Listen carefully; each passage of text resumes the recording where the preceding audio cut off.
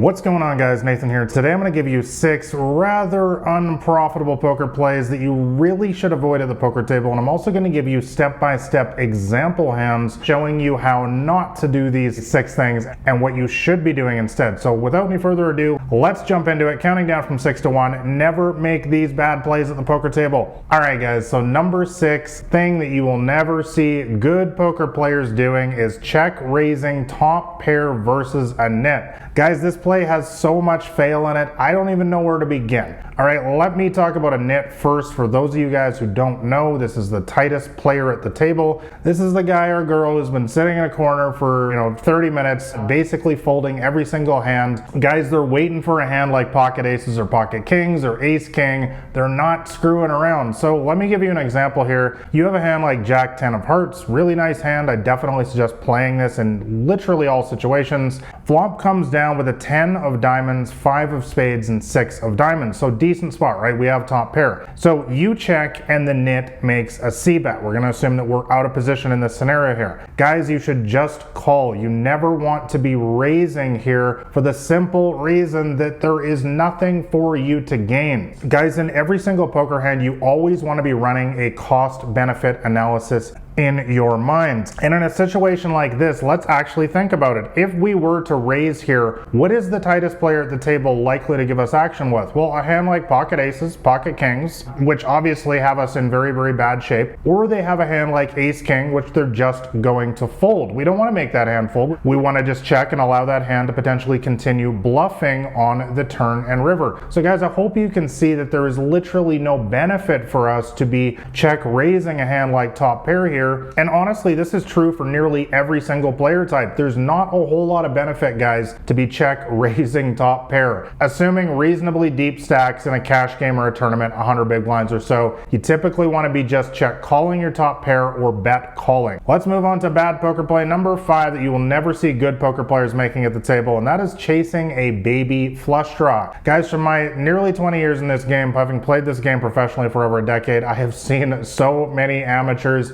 make this really unfortunate mistake time and time again. Often I've benefited a lot from it. Basically, guys, good players will never chase low flush draws. Let me give you an example once again. You have 5-4 of hearts, decent hand, but we need to be careful. Flop comes down with an ace of hearts, 9 of spades, and 10 of hearts. So awesome, right? We have a flush draw. We also have a backdoor straight draw as well. If it came a 2 and a 3 on the turn and river, we'd make the wheel straight. However, guys, if there's any kind of big action on the flop here, you should be getting out of there, and by that I mean folding. Guys, please do not chase reverse implied odds situations like this. Now let me explain reverse implied odds. Basically, this is a situation in poker where if you hit your hand, you are setting yourself up to potentially lose a massive pot. For example, you got your 5-4 of hearts here. Imagine there's a bet and a raise in front of you here. What do we think that these players are representing? Well, one player probably has a hand like top pair, which is a significant favorite versus our hand, and there's a decent chance that the other player has something like a queen jack of hearts. I hope you can see where I'm going here. If that heart comes on the turn or river, you are royally screwed. You're going to have a flush, a very, very strong hand in no limit hold'em, and you're likely to lose your entire stack. So guys, play this hand cautiously. If there's a bet and a raise in front of you, yes, you want to be folding this. Don't call like amateurs. Have the 8 of hearts come down on the turn and lose your entire stack. Let's move on to bad poker play number 4 that you're never going to see good poker players making, and that is calling 3 bets out of position.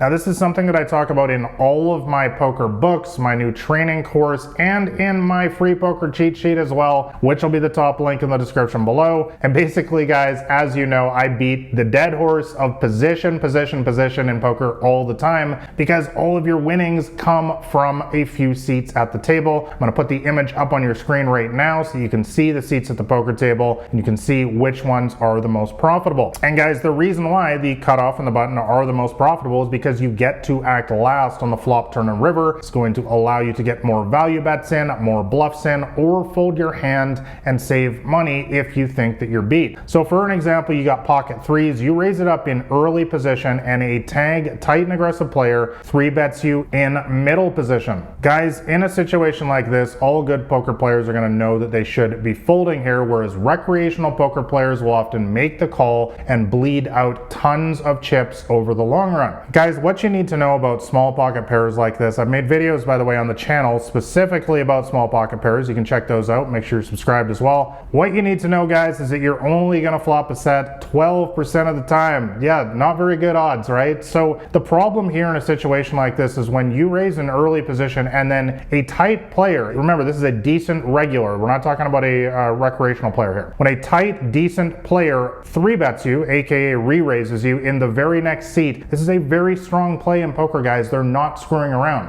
Basically, they're saying they have a hand like pocket aces, kings, queens, jacks, something like that, maybe ace king, maybe ace queen. Basically, guys, something that has you in really, really bad shape. So therefore, you're basically just bleeding out chips here by calling a raise out of position once again, and knowing that you're only going to hit your 3 on the flop 12% of the time, and you're probably just going to check and fold. And guys, all of this adds up. Everyone always remembers, oh, that 12% when you hit your 3 and you know, win a big pot. Guys, these situations are rare. Poker is a game of math, odds, and statistics over the long run, and when you call out of position, and that's really the crucial point here with a small pocket pair, you are just throwing away money over the long run, guys. Make sure you fold in this situation. Let's move on to bad poker play number 3 that you're never going to see good poker players making, and that is pricing the whole table in. Now, this is something I've also talked about at length, especially in my first book, Crushing the Micro Stakes, is about making proper bet sizes both before the flop and after the flop. So basically, guys, good poker players know to always raise enough to encourage folds. As I mentioned in these videos before, is that you often want to get around 2 people at the very, very most to call you pre-flop, and if you get everyone to fold, there's nothing wrong with that as well, guys. It's free money. We'll take it. What you don't want is 3, 4, 5 people calling you. So for example, you got the best hand in poker, pocket aces, and 3 people have already limped in front of you. And limping, by the way, is when they just call the big blind. So good players know that they should be raising it to at least 10x here. And when I say 10x, I'm talking about 10 times the big blind. So you're playing in a $1, $2 cash game, for example. 10 times the big blind would be $20 in this situation. But rec players, on the other hand, they'll just raise it up 5x. They'll just raise it $10, and 5 people will call them, and they wonder why their pocket aces or their ace king will always get so-called cracked. It's because they're pricing the whole table in, guys. Make sure you make your raise sizes both before the flop and after the flop a decent amount. Give people a real reason to fold. Don't just allow the whole table to come in there and crack your aces, because someone's going to crack your aces if you allow 5 people into the pot. All right, guys, so bad poker play number 2 that you're never going to see any good poker players making is overplaying suited aces. Guys, from having coached hundreds of students at the small and mid stakes, this is one of the most common mistakes that I've found in their game when we go through their hands. Amateurs absolutely love to overplay a hand like ace 3 of diamonds, but all good poker players know to play a hand like this cautiously. Guys, in a nutshell, you don't play suited aces, especially baby suited aces like this, just to hit top pair. This is the big mistake that a lot of amateurs make, is the ace comes on the flop, they wind up playing a big pot, and they wonder why they lose to ace queen. It's because these hands don't have a kicker, guys, and that's why you don't play them just to hit top pair. You play hands like this instead to flop big. You want to hit 2 pair, a straight, a combo draw. For example, you got the ace 3 of diamonds, you want to hit a flop like 5 of diamonds, 2 of spades, 10 of diamonds. This is a spot where not only do you have the nut flush draw, which is a massive, massive thing in a deep stack game like No Limit Hold'em. Remember, I always talk about you want to be drawing to the nuts. We also have, well, the over card, of course, as well with the ace. There's 3 more aces in the deck, but hopefully you guys also notice that we have the wheel straight draw here. We've got 4 more outs. If the 4 comes, we'd make the ace, deuce, 3, 4, 5 straight. So guys, this is an example of what we call a combo draw in poker, and this is the kind of thing that you want to be looking for with your suited aces. You're not just looking for top pair, guys. Be careful when you just hit top pair with a hand like this. Let's move on to the number 1 bad poker play that you're never going to see any good poker players making, and that is never folding an overpair. Guys, all good poker players know that sometimes you just have to fold your pocket aces or your pocket kings. Guys, a random hand has, I think, around 15% equity versus pocket aces or pocket kings,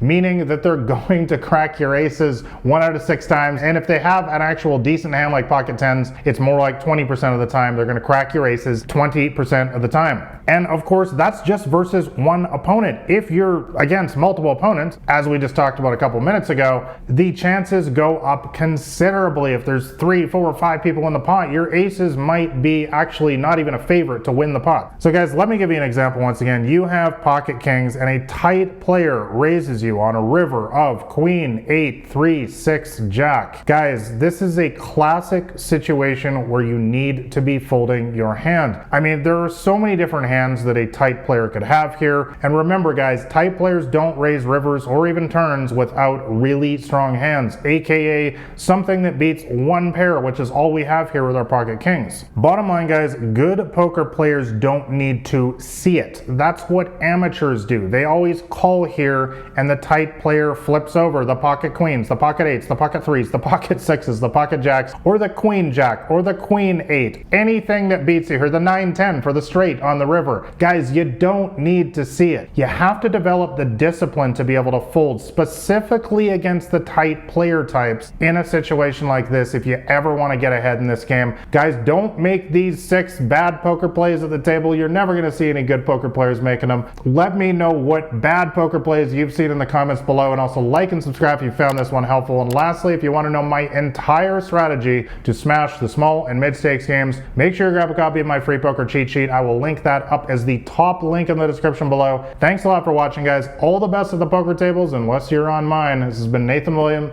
I will catch you next time.